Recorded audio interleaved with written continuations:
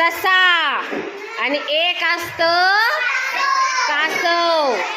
एक दिवस काय होतं, दोघांमध्ये शर्यत लागते. दोघांमध्ये काय लागते, शर्यत. कासव कसा असतो, भित्रा आणि हळूहळू चालणारा असतो, हो की नाही. तसा ससा कसा असतो, ससा कसा असतो, चपळ असतो. ससा कसा असतो, चपळ असतो. आता बघा, ससा आणि कासवाची शर्यत चालू झालेली आहे. चला, ससा फास्ट फास्ट उडी मारत मारत जातो आणि कासव हळूहळू येत आहे. ससा काय खातो, गाजर खातो.